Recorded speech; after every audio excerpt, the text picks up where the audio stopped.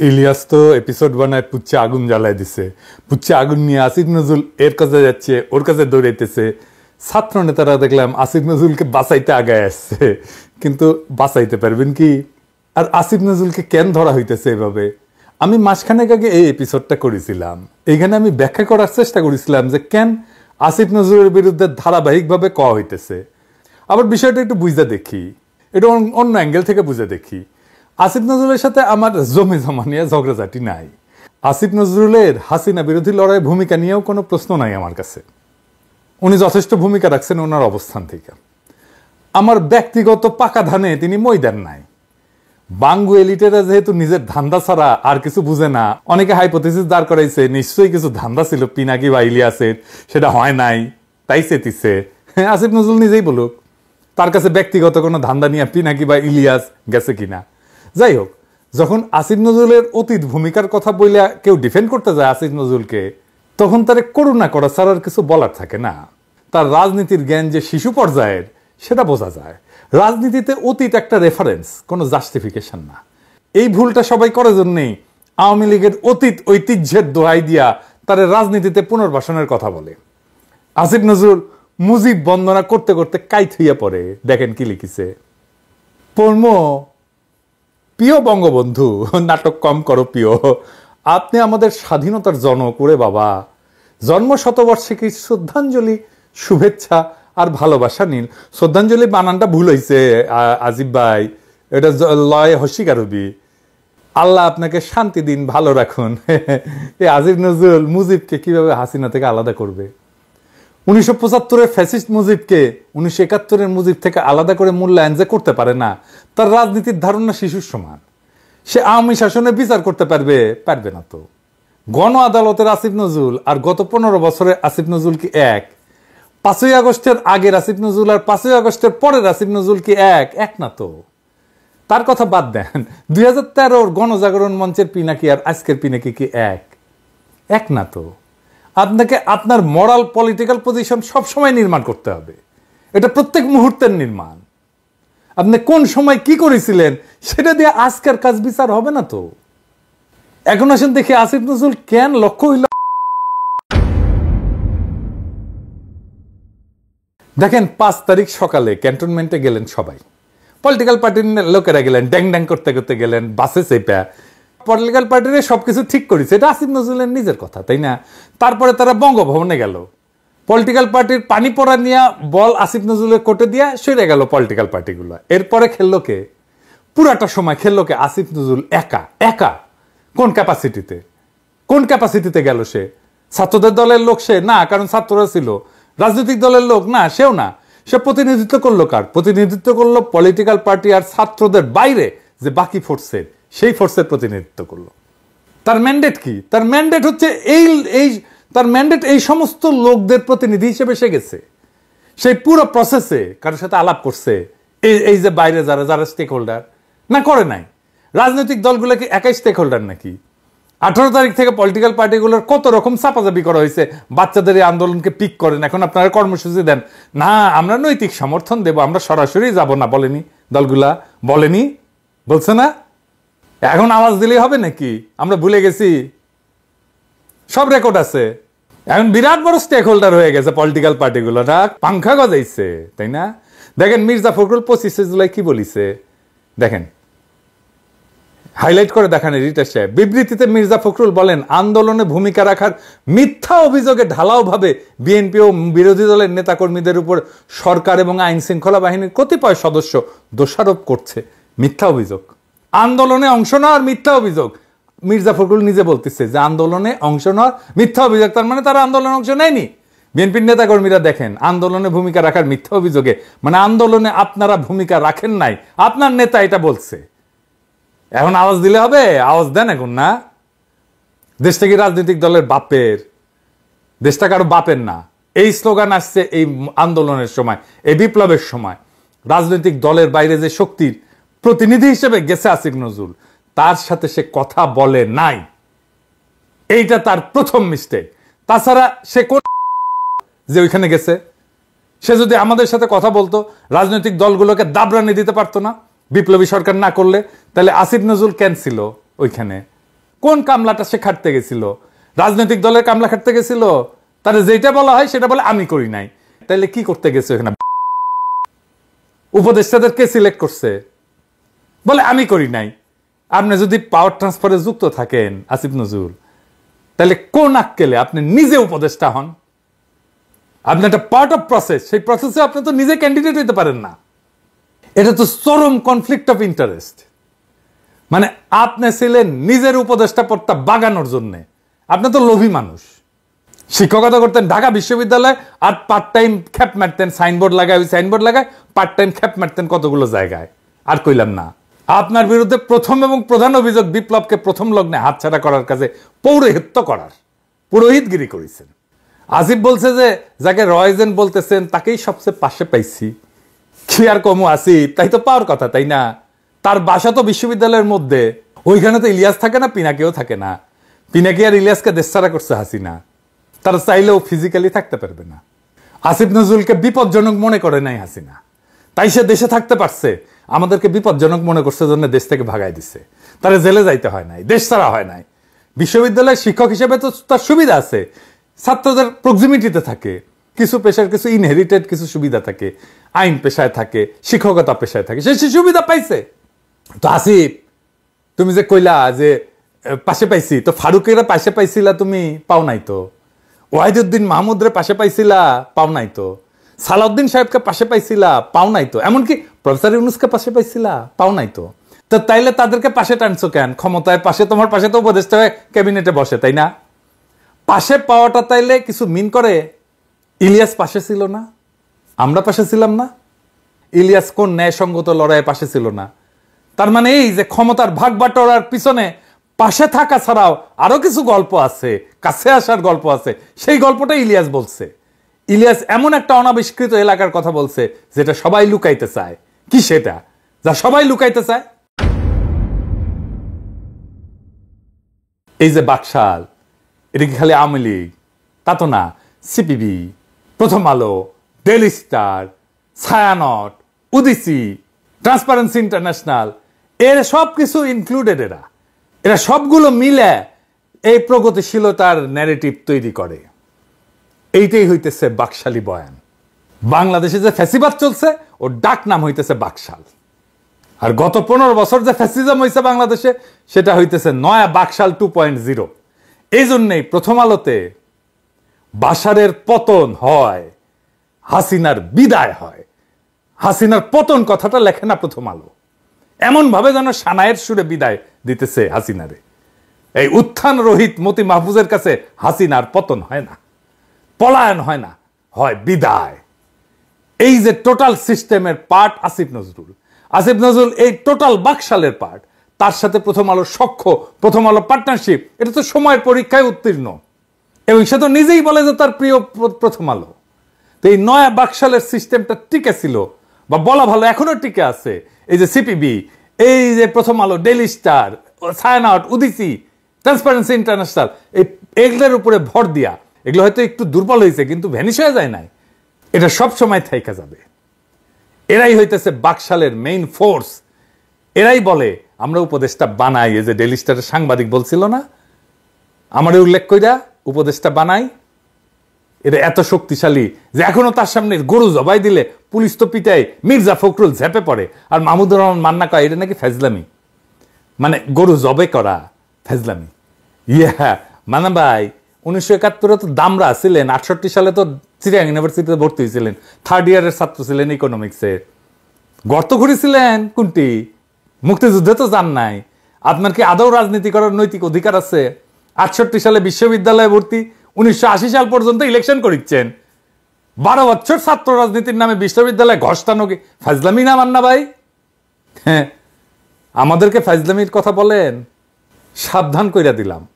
প্রথম আলোত কি সামনে সুন্দর সুন্দর নায়িকা বসে রেখেছিল যে পৌরুষ জায়গায় উঠেছিল? হ্যাঁ, এখন নিত্যদিন বাম্বু খাবেন, বাম্বু। যাই হোক, আলাপে আসি।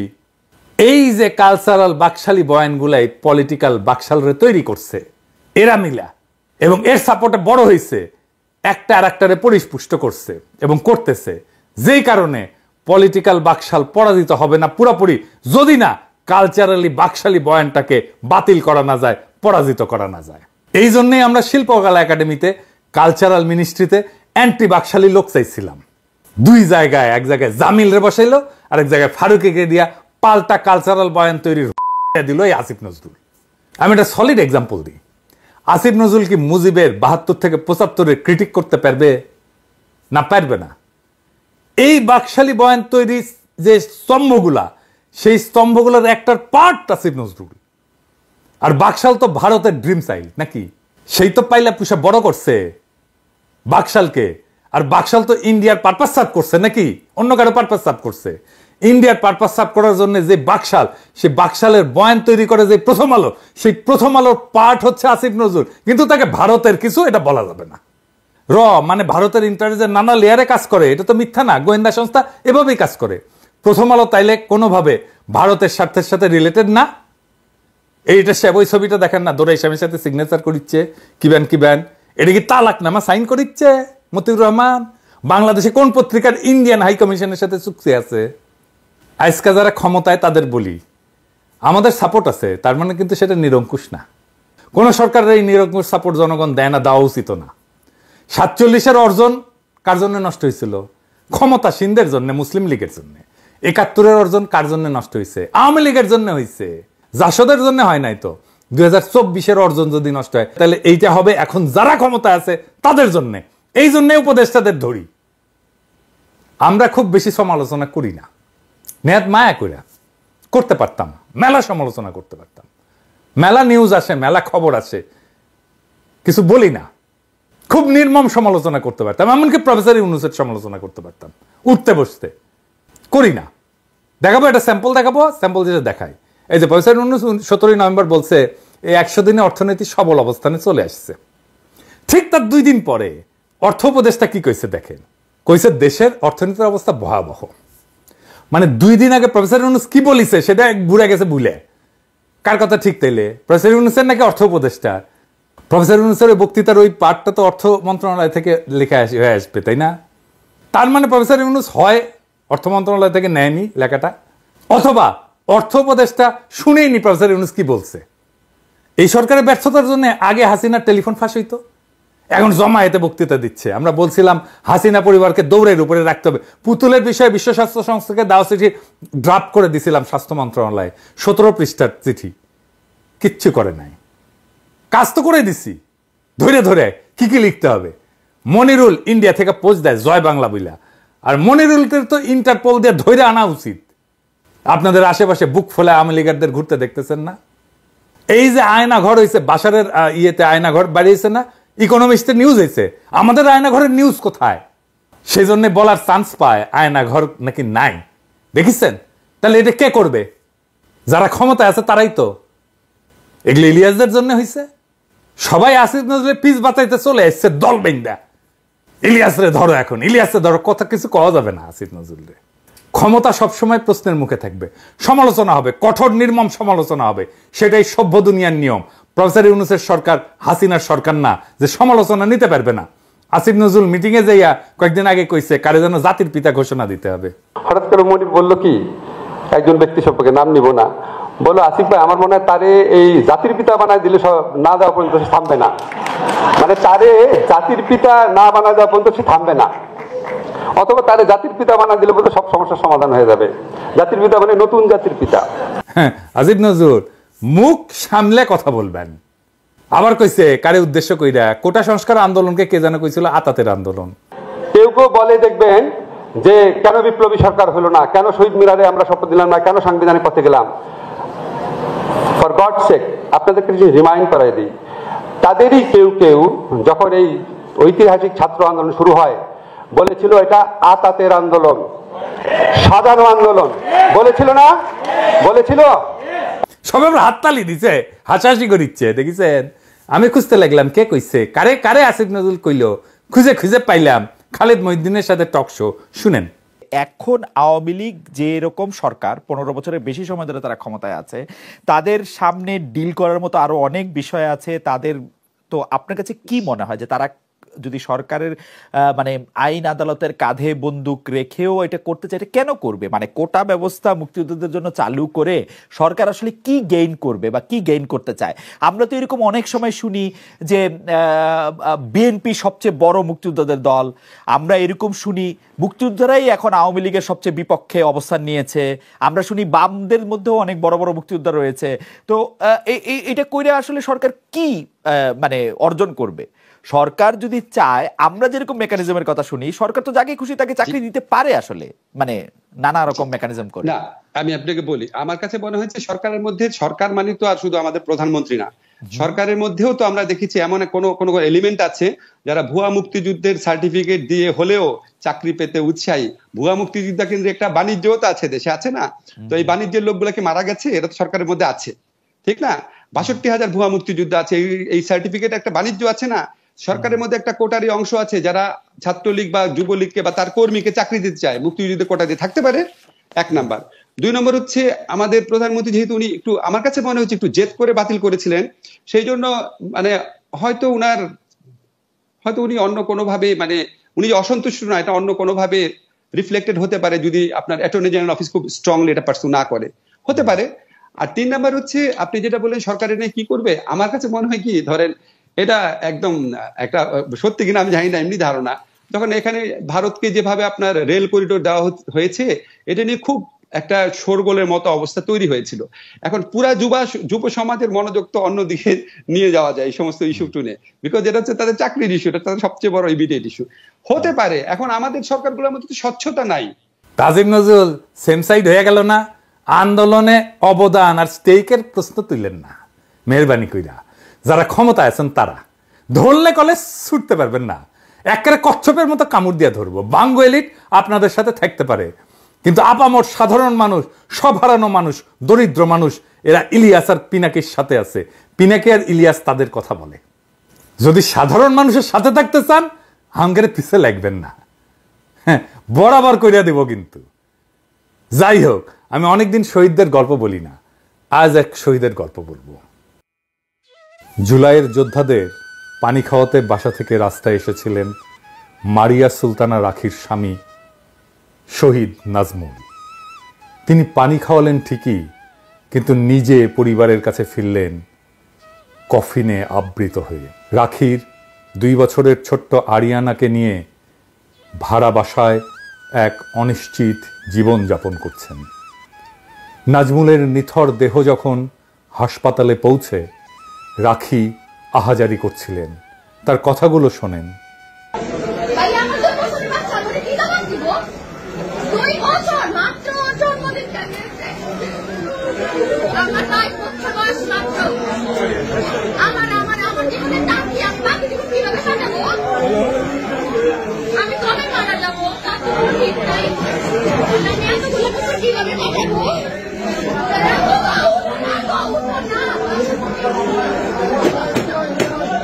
আমি বিধবা, আমার কি বিধবা হওয়ার বয়স হয়েছে বলেন? রাখির এই প্রশ্নের সামনে দাঁড়াতে পারবেন আসিফ নজরুল? আসলে কি রাখির বিধবা হওয়ার বয়স হয়েছে? কে নেবে 2 বছরের সন্তানের দায়িত্ব? রাখির গল্প কোথাও ছাপা হয়নি। আমি তন্ন তন্ন করে খুঁজে দেখেছি, কোনো একজন উপদেষ্টা গেছেন তার বাসায় একটু সান্ত্বনা দিতে, একটু কথা বলতে। আমি অনেক শহীদ পরিবারের সাথে কথা বলি, সাহায্য করি সাধ্যমতো, পুনর্বাসনের চেষ্টা করি, আহতদের সাথে কথা বলি, তাদের চিকিৎসার চেষ্টা করি, এমনকি দেশের বাইরে নিয়ে যেয়ে। রাখির কোনো খোঁজ পেলে আমাকে জানাবেন। এই দুঃখী মেয়েটার দায়িত্ব আমি নেব, নিজে করব। যদি না পারি ভিক্ষা করব, আপনাদের কাছে চাইব। যতদিন বেঁচে আছি তার দায়িত্ব নেব। রাখির সন্তানের মুখে খাবার না তুলে আমি ভাত খাবো না প্রতিশ্রুতি দিলাম জাতির কাছে। আমরা নাকি 2 পয়সার ইউটিউবার, ভিউ বেচে খাই। আমরা নাকি বাংলাদেশে অরাজকতা করি। আমাদের এই লড়াইয়ে, এই আন্দোলনে কোনো ভূমিকাই নাকি নাই। আমরা তেজপাতা, হরিদাস পাল, সবই হয়তো ঠিক, তবে এটাও ঠিক, আমরা সেই বঞ্চিত, সেই সমাজের নিচতলার মানুষের একজন, যাদের মুখে হাসি নাই, চোখের কান্নাও গেছে শুকিয়ে, যাদের জীবনের অন্ধকার কখনো কাটে না, যারা বারে বারে রক্ত দেয় কিন্তু মুক্তি পায় না। আমরা সেই সিঁড়ি যা মারিয়ে উপরে ওঠে আমাদের না চেনাটাই ক্ষমতাবানদের ধর্ম হয়ে যায়। আমরা জানি আমরা কখনোই ক্ষমতার প্রিয় হব না। আমাদের জায়গা মজলুমের অন্তর হলেই আমাদের কাজ সার্থক, আমাদের জীবন সার্থক। ইনকিলাব জিন্দাবাদ।